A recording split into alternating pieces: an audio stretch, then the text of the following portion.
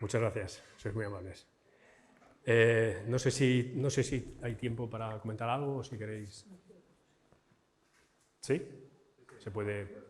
Pues si tenéis alguna cuestión. Los próximos días serán más agradecidos. Ahora he escuchado el programa es muy bonito. Los próximos días serán más agradecidos. ¿Por qué? Porque veréis monumentos. Hoy habéis visto fragmentos, pero estos fragmentos son muy importantes para reconstruir la historia. Entonces así lo veis todo. A mí me surgió una pregunta. Dime. Cuando estaba diciendo que esos fragmentos pertenecían a otra tumba y que la había cogido la misma persona que estaba construyendo su propia tumba, ¿por qué no puede ser también que lo hayan traído los mismos saqueadores de otro sitio? Esto es difícil. O sea, los saqueadores modernos, ¿quieres decir? No, los saqueadores que en ese momento saquearon la tumba, hicieron la zanja esa primera. Claro, pero esto es moderno, ¿eh? ¿Sí? Que esto es moderno.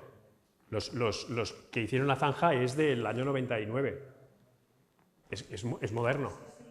Entonces, esas personas no se dedican a mover piezas. Es una buena pregunta, es una buena pregunta. Es decir, que pueda haber habido saqueadores en Kom el Hamashin egipcios ya desde antiguo, sí, puede ser. Puede ser. Y de hecho es una idea, es muy buena pregunta, es una idea que barajamos.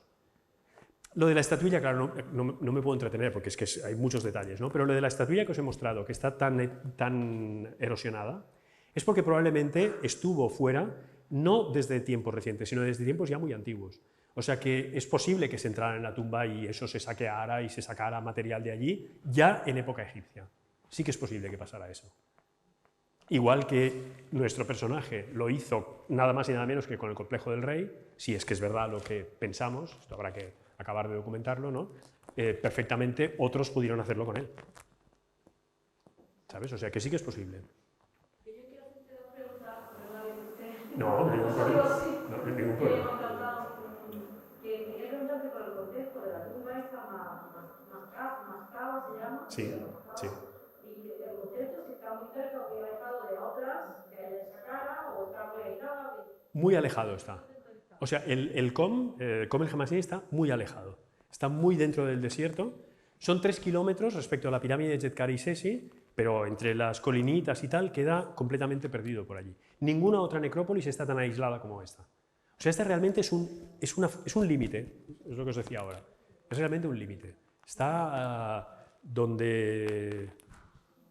Quería preguntar si hay sospecha de corrupción en la persona relacionada del gobierno egipcio o la persona relacionada con la historia, si hay sospecha de corrupción, si hay detenciones, si hay juicios, porque algunos funcionarios tienen que estar implicados en conocer que ya se iba a ir a apoyar. Entonces, eso se hace que sepamos que se funciona en el egipcio. Esa pregunta... ¿Estáis grabando? Esa pregunta es complicada de contestar. Obviamente, hay cosas que no se pueden hacer si no hay una cierta colaboración de ciertas personas que saben ciertas cosas. ¿Te basta? El resto lo haces tú, el resto lo haces tú. Yo quería indagar sobre la pregunta que he hecho aquí, la aplicas sobre, me ha mencionado la diapositiva que has puesto usted, por favor. No, tú, no hay problema. Además tú y yo me parece que...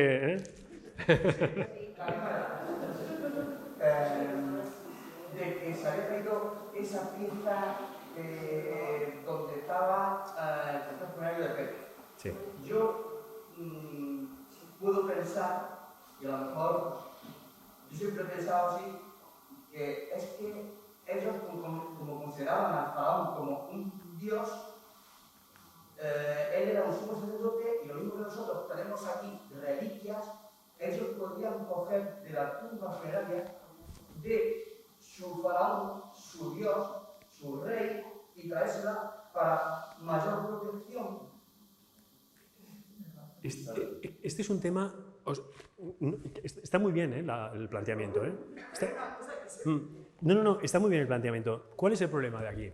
El problema es que tú para poder tener eso tienes que destruir. Porque claro, eso es un muro. No, y si ya estaba construido, nosotros lo hemos visto exacto destruido. Pero ¿y si estaba un pilar o un muro ya construido y se lo lleva? Como una reliquia. Ya, pero, o sea, lo que te quiero decir, claro, lo que te quiero decir es que si tú tienes un muro decorado del templo del rey, porque esto procedería del templo del rey, ¿no? Para poder llevártelo tienes que destruirlo. Claro, entonces eso cuesta de entender, pero se hizo. Entonces, la razón por la que se hizo... ¿Por qué te lo llevas a tu punto? Claro. Claro, tú puedes... Y sabiendo lo que para mí ha sido ese rey. Mira, tienes toda la razón. Es decir, tú lo puedes plantear en términos más prosaicos y más profanos, digamos, ¿no? Y pensar que lo has hecho porque ese es un bloque que te va muy bien para relleno de tu muro, ¿no? Tú puedes pensar eso. Pero también puedes pensar, es verdad, que si vas a buscar ese con esa divinidad es porque de alguna manera tiene un simbolismo que te interesa. ¿Por qué no? ¿Por qué no? Podría ser. Es decir, esto lo que haría sería, digamos, rebajar la culpa, ¿no? Rebajar el expolio, porque en realidad no es tal expolio, es que tú lo que quieres es esa relación con el rey. ¿Por qué no? De Jerusalén, sí. En cuestión de la claro. Reliquias y cosas de esas, sí, claro, sí. Pues oye, lo pensaré, ¿eh? Sí. Se puede pensar desde este punto de vista. Sí. Tenemos ahí el caso de las cruzadas. ¿Cuántas gente han venido a Europa? Mira, vamos a Alemania, vamos a Italia, los pueblos que existieron en la cruzada. Y sí, claro. Y lo tenemos en la reliquia y Santa, etcétera. Te voy a poner un ejemplo parecido, ¿no? Cuando en Karnak, por ejemplo, tú tienes edificios que son del Reino Medio y que ya no sirven, no los destruyes. Lo que haces es utilizarlos para la construcción de los pilonos de los reyes que vendrán en el Reino Nuevo. ¿Y por qué no los destruyes? Porque como son objetos consagrados que están dentro del recinto del templo, ni los puedes destruir ni los puedes sacar del recinto sagrado del templo. Entonces lo que haces es colocarlos dentro de los pilonos, porque sabes que quedan ahí, protegidos, no has profanado el edificio en cuestión porque no lo has sacado del recinto sagrado, ¿no? Y te sirve además de relleno del pilono, porque una cosa no quita la otra. O sea que sí que puede haber algo de eso. Sí. Me parece interesantísima la observación. ¿Cómo te llamas? Francisco, muy bien. Muy interesante. A mí una de las cosas que me ha extrañado de ese enterramiento ha sido la textura de los aguas. Sí. No lo entiendo porque en un sitio donde no llueve casi nunca... No, pero piensa que esto es subterráneo, ¿eh? Esto es subterráneo, es decir, ¿para qué sirve el techo de dos aguas? Porque si tú vas a construir esta cámara 10 metros bajo tierra, el techo de dos aguas te aguanta mucho mejor todo lo que es el peso de la tierra que vas a poner encima. Porque esto es subterráneo, sí. Ah, claro, esto no lo he dicho. ¿Ves? A veces doy por sentadas cosas que a lo mejor no hay por qué dar por sentadas, pero es una cámara subterránea, sí. O sea, hay un pozo que comunica la mastaba con la subestructura y luego está la cámara con el techo de dos aguas, sí. No es verdad que nunca llueve, ¿eh? En Cairo en invierno a veces caen unas tormentazas que... alguna que otra cae, ¿eh? Dime. Ah, sí.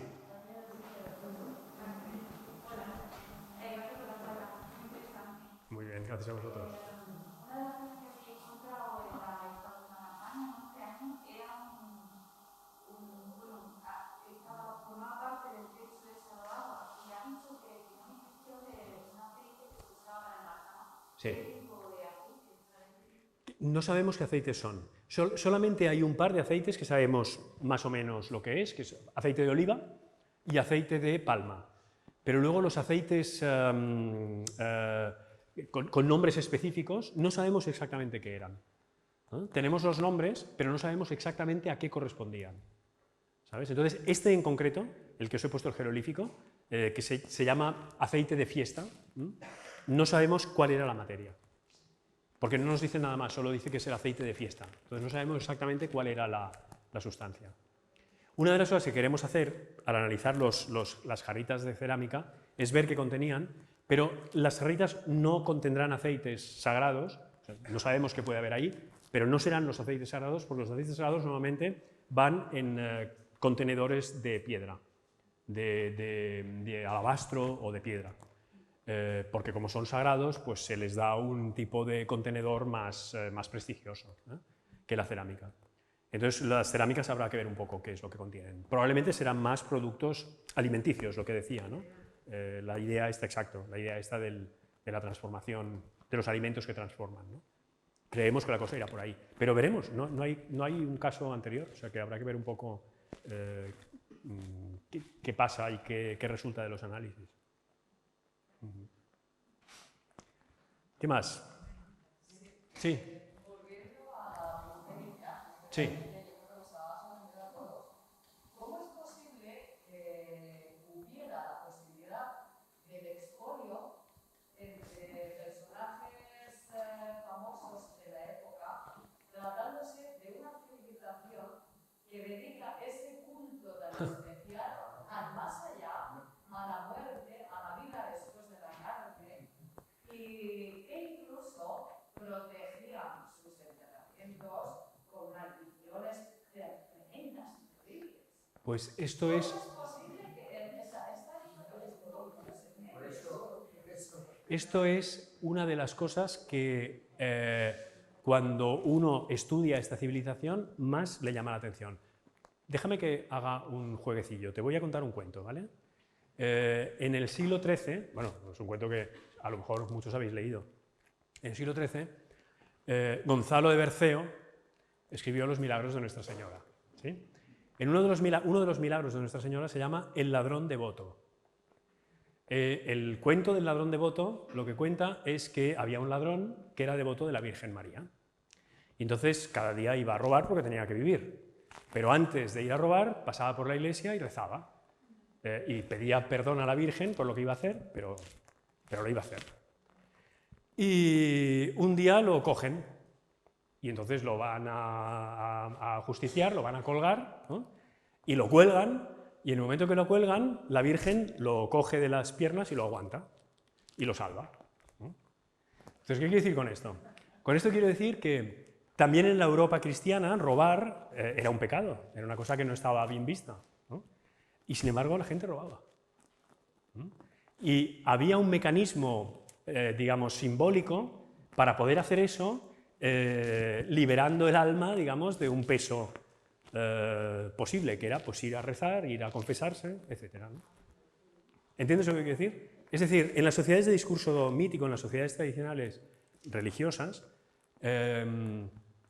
claro que hay una ideología, o no me gusta decir ideología porque parece que sea algo impuesto, ¿no? No, claro que hay unas creencias y unos sentimientos religiosos, sin duda que están ahí. Pero también se roba, también se mata, también se expolia, porque eso forma parte de la humanidad, forma parte de yo diría, de las pulsiones biológicas del ser humano, no sé cómo decirlo, ¿no? Pero ese contraste entre la pulsión que te hace hacer cosas que son contrarias a la creencia, aunque sea una creencia tuya íntima o aunque sea, digamos, algo institucionalizado, eso está ahí toda la historia, ¿sabes? No sé si te he contestado. Te he contestado todo lo que te sé contestar, ¿sabes? Más allá no sé ir, porque obviamente no tengo la respuesta. Yo me imagino de todos modos que, por ejemplo, un egipcio que robaba una tumba, que se metía en una tumba para violarla, ¿no? Yo me imagino que lo debía hacer con un miedo, una aprensión, un pavor, ¿no? Pero no a ser descubierto, no, sino a enfrentarse a ese mundo trascendente que para él era fundamental, porque para un egipcio el mundo trascendente existía. La gran diferencia entre ellos y nosotros, la gran diferencia entre cualquier persona religiosa, a lo mejor entre vosotros hay personas que son creyentes de verdad, ¿no? Es más que probable, ¿no?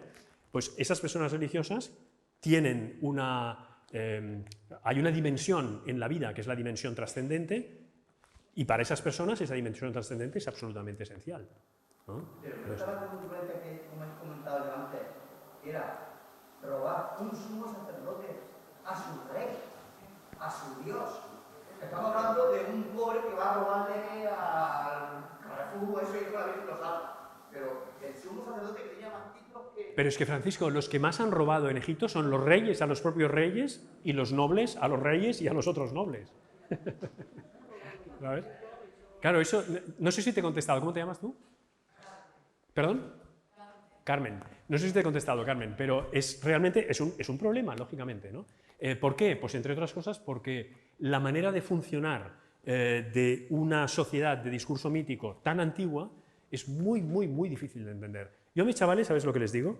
Les digo, nosotros somos egiptólogos, por tanto quiere decir que somos científicos.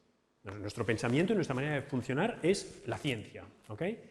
Los egipcios, a los que estudiamos, esa manera de proceder, que es la ciencia, digamos, lo racional, lo empírico, lo material, no les importaba nada, no funcionan, no discurren por ahí, discurren por un sistema que tiene que ver con las creencias, con la religión, con lo trascendente. ¿Okay? Por tanto, la diferencia entre ellos y nosotros es tan grande que entre ellos y nosotros lo que hay es un muro de cemento, un muro de hormigón. ¿Y qué es lo que hacemos los egiptólogos? Lo que hacemos los egiptólogos es coger un taladrito, ¿vale? Poner el taladrito en ese muro de hormigón, taladrar un poquitín, hacer un agujerito y miramos por ese agujerito. Eso es todo lo que podemos hacer. Nunca derribaremos ese muro de hormigón, porque lo que nos separa de ellos es tanto, desde el punto de vista conceptual y desde el punto de vista humano y cultural, es tanto que es imposible llegar a comprenderlos perfectamente bien. Por eso cuando intentamos entender sus funcionamientos y sus comportamientos personales e históricos, ¿no? Es una tarea titánica, es dificilísimo. ¿Y qué es lo mejor para poder entender cómo puede funcionar un egipcio? Ver precisamente sociedades tradicionales a través de la etnografía, ¿no? De hoy, porque da más información cómo se comporta una persona de una sociedad tradicional de hoy para poder entender cómo se comportaban los antiguos egipcios que cómo nos comportamos nosotros. Porque a veces nosotros decimos, bueno, los egipcios decían que el rey era Dios, pero en el fondo seguro que no se lo creían, porque como yo no me lo creo, pues ellos seguro que tampoco se lo creían. Es decir, nosotros muchas veces hacemos este tipo de comparaciones, porque como nos creemos el centro del mundo, ¿no? Comparamos con nosotros mismos. Esto es un absurdo, evidentemente, ¿no? Pero si tú coges funcionamientos de sociedades tradicionales que hoy puedas documentar por la etnografía, ahí es donde se ve que muchos comportamientos que nosotros pensamos que pueden ser de una manera, en realidad son completamente de otra, y tienen un sentido lógico, digamos, en su contexto. ¿Me explico? Entonces, ese tipo de comparaciones a mí me parecen muy importantes. Y me parece muy importante tener en cuenta eso, la existencia de ese muro.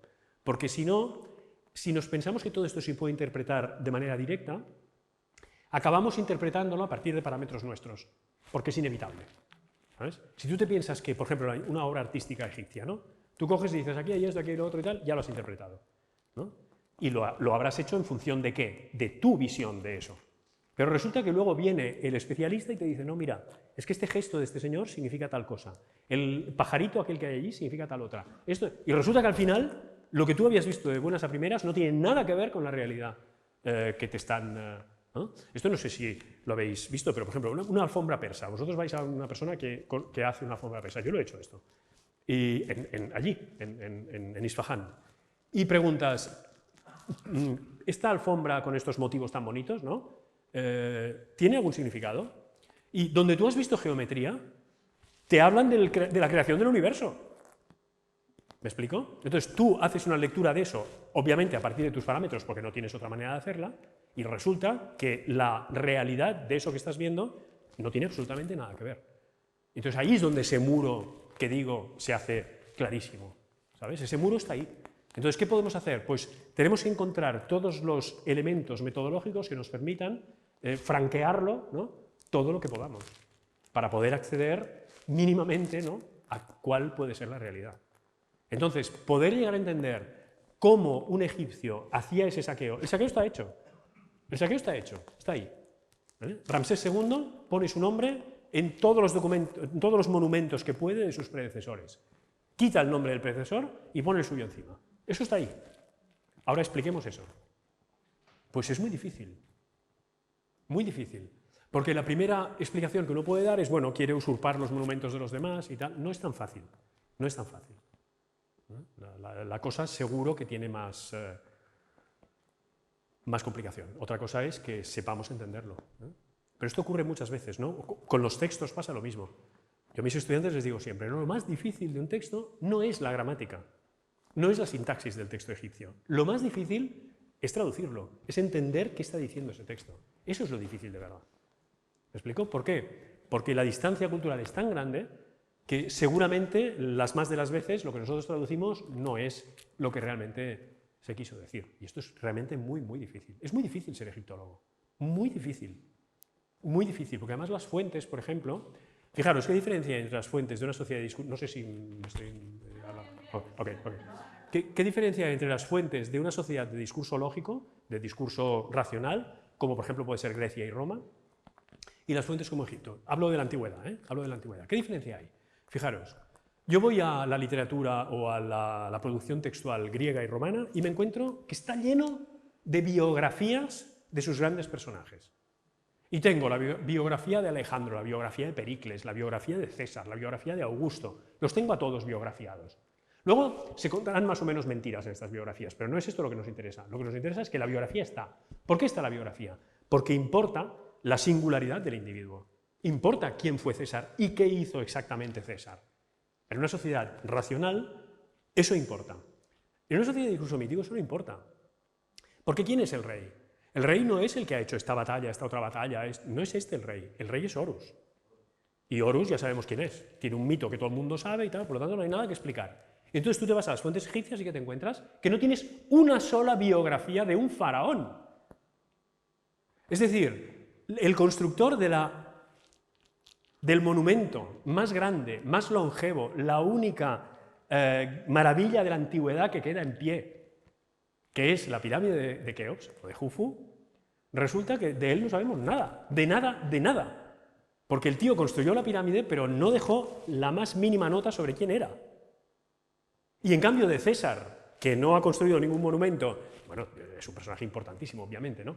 Por otras razones, ¿no? Pero de él lo sabemos absolutamente todo. Es decir, de los personajes importantes de una sociedad de discurso lógico o racional lo sabemos todo. De los personajes importantes de una sociedad de discurso mítico no sabemos nada. ¿Por qué no sabemos nada? Porque no quieren, porque no les interesa, porque, como digo, el rey es Horus, y por tanto, lo que hay que saber de Horus ya se sabe, es el mito. Es el mito. Por tanto, a los reyes de Egipto no les interesa para nada dejar constancia de lo que hacen. Y uno dice, pero tenemos los anales reales. Sí, tenemos los anales reales del reino antiguo, por ejemplo, ¿y qué nos dicen los anales reales? Año 1, fiesta tal. Año 2, fiesta tal otra. Año 3, fiesta tal. Una estatua, un templo, una... ¿Y dónde está la historia? En ningún sitio. ¿Por qué? Porque no les interesa. Entonces, ¿esto qué hace? De rebote, ¿no? Que para un egiptólogo sea dificilísimo hacer historia de Egipto. Porque un historiador de Roma tiene que pelearse con que los autores hayan dicho la verdad. Ese es otro tema. Pero un historiador de Egipto tiene que pelearse con que no tiene fuentes. Entonces, eso es muy duro, ¿eh? Y me diréis, ¿y cómo se hace la historia de Egipto? Pues con sudor y lágrimas, ¿eh? Lo que pasa es que nos apasiona. El problema de los egiptólogos es que nos encanta lo que hacemos. Nos encanta. Entonces esto nos arrebata, ¿no? Y entonces pues lo hacemos y ya está, ¿no? Con las fuentes que tenemos, pues acabamos haciendo historia. Pero son fuentes que, digamos que los egipcios no pensaron en nosotros. Mientras que los romanos y los griegos sí que pensaron en sus historiadores, ¿eh? Esto es broma, ¿eh? De nada. Gracias a ti por la pregunta.